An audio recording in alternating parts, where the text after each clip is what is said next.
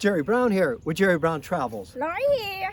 Well, this video is going to be a question and answer video here. But let's get some business out of the way. I'm going to start off with an update on our Patreon account. People have donated money to our Patreon account, and what we're doing is we're taking that money and we're giving it back to the Mexican community.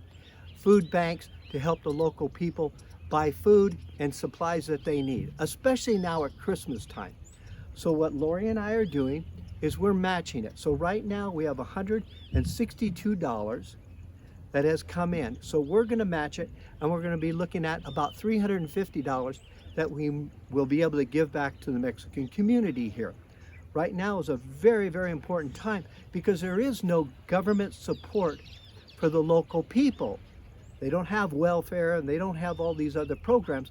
So it's a way, if you feel the need to want to pay it forward, you can do it through our Patreon account, and we're going to give it away.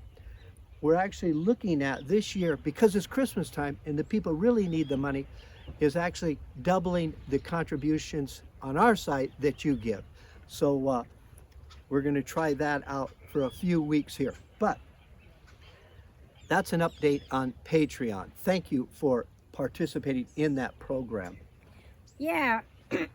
So we need you to help us out. Please subscribe and thumb up or comment. Yeah. Okay. That takes care of business. Now let's get on with the video we have to present to you today. Well, I don't understand what's happening here locally. We've never had such a dramatic change with the safety down here in this part of Mexico. And just last week, there was a restaurant owner and his wife and daughter were there. Somebody came in and robbed him and literally shot him in the head, with his wife and daughter having to see this. And so, very popular restaurant, very gourmet type of food, and it was such a tragedy because so many of the expats eat there and so what they had a candle vigilance, and people were able to give money and help the family out through this tragic time here. And there's been two other incidences here. Lori, what about them? Yeah, the other incident is the guy bought a car about 200,000 peso, and then he go out to pay for that, and then the other guy will come and just take the money and shot them and die. And also the other one was a robbery, but that's not die, it's just a critical, go to Guadalajara hospital. So it just, you know, this crime, they pop it out. We not even know it, but it's a real one. Yeah, so it's really sad what's happening here. And it's not the normal situation what you normally have. I don't know what it is. If it's, well, again, there's just a lot of people are out of work, and so they're doing drastic things. So, but that's a little update what part of that is. Now let's go into some other answers of questions that you have asked, and let's talk about them. 71-year-old woman asked here, she has minimal amount of money, and she wants to know, has the rents come down here in this area? It has. The rents have lowered down here. They're probably about 10 to 20% lower than they were around the first of the year. The other thing that she asked about, if she moves down here, will she be able to use her Medicare? No, you cannot use your Medicare down here. And also she wanted to know, if she moves down here, will she still have to continue paying for her Medicare? Well, you will if you want to keep Medicare. We actually do keep our Medicare, even so we live down here full time, and we pay that premium monthly, and that's taken out of our Social Security check here. The other question that she was asking about is transportation. It's convenient with transportation. You don't have to worry about that. You can take the buses, and there's taxis here. Another question that she has asked, can she replace her medical insurance reasonably down here? Well, At 71, you can get medical insurance down here up to your 75. If you have any pre-existing conditions, you're not qualified. They will not take a medical program down here. I don't know the exact numbers, but I'm going to say probably realistically, you're probably going to be spending about $3,000 a year to have a private medical insurance plan down here in Mexico. So that's another question here is, gentleman asks, he says, how are you able to have a Mexican bank account when you're a United States citizen and you live outside of the country? And well, you can. What they will do, go in the bank and they want to see that, first of all, you want to have your visa. You're going to have a permanent or a temporary visa. Yeah. And then you're going to take in your passport, and you're going to take in something like like you mentioned, the rental agreement, the lease agreement. Yeah. Doesn't have to be in your name, and then you can open up a bank account here. No problem. Yeah. The other thing, since we're on that subject,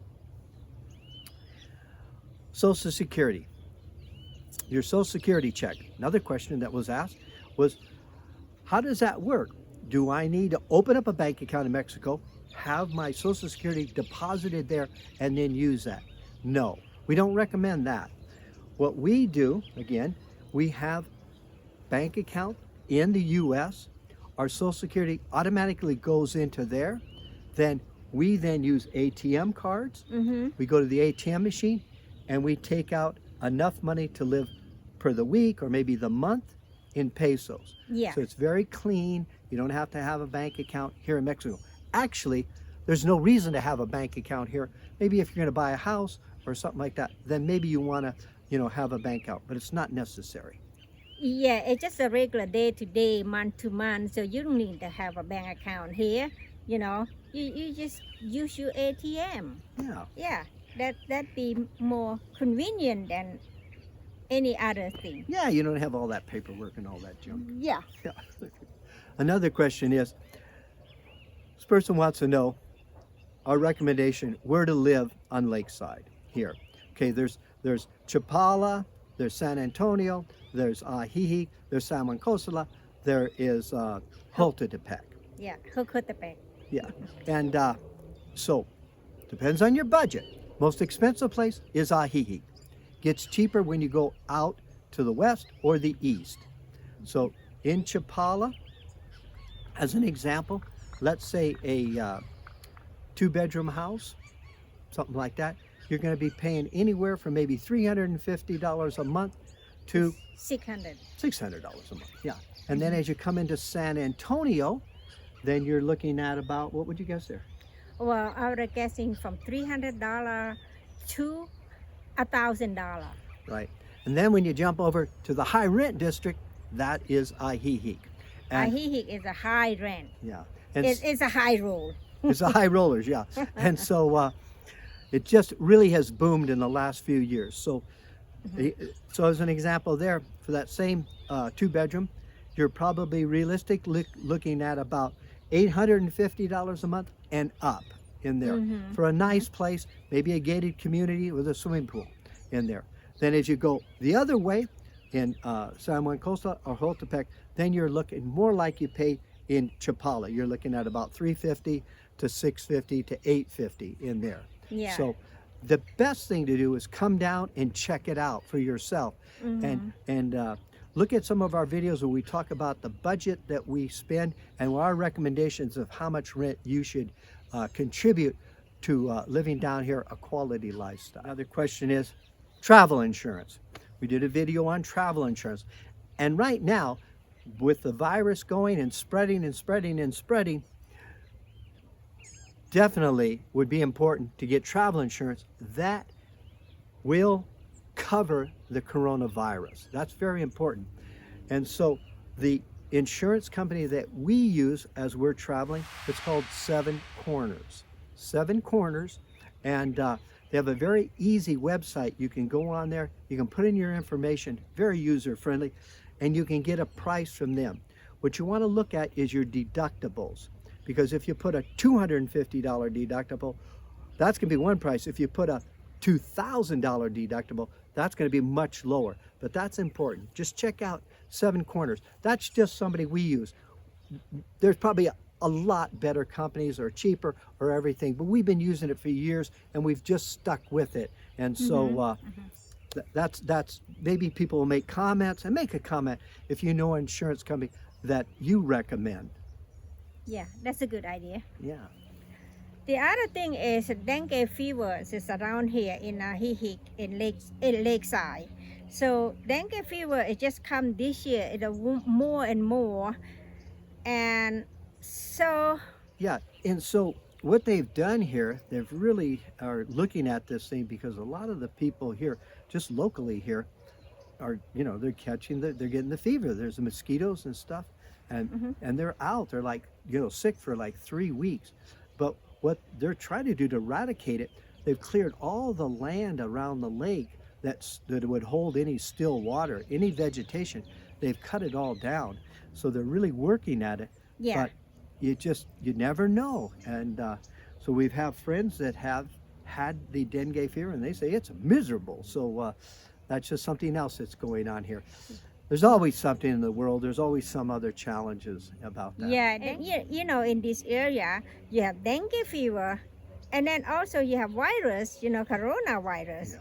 And then it's not a lot of people I know will pass away or thing like that, but, it's still here. Yeah. It's not go away yet. Yeah, and that's a good point. In talking about the coronavirus, the good news on that is they're looking at about January, February, March to have the vaccination here in Mexico. Of course, they're going to start with the oldest people and work their way down. So realistically, it's probably going to take maybe let's say it's going to start the first part of January, and so it may run all the way through the whole year to be able to, inoculate everybody that needs to be inoculated here in Mexico. Yeah.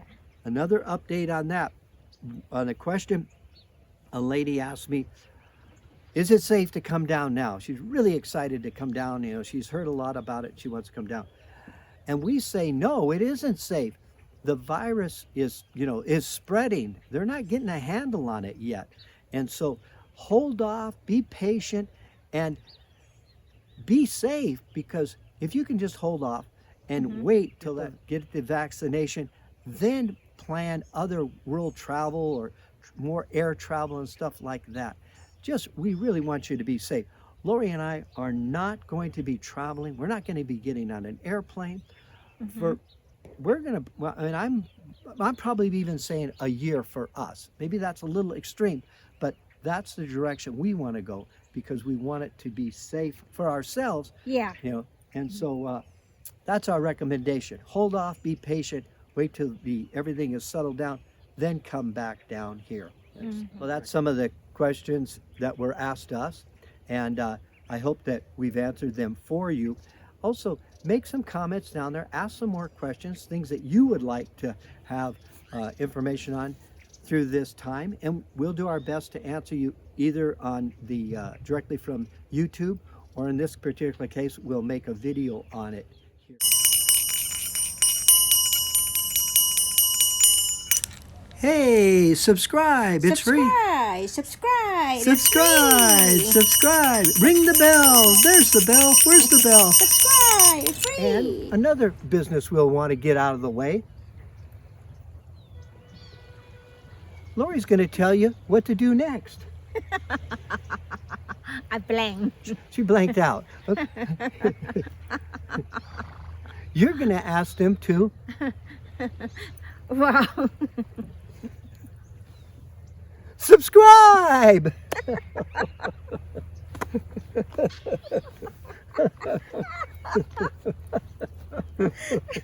It's too early in the morning, huh? Okay. Well, then...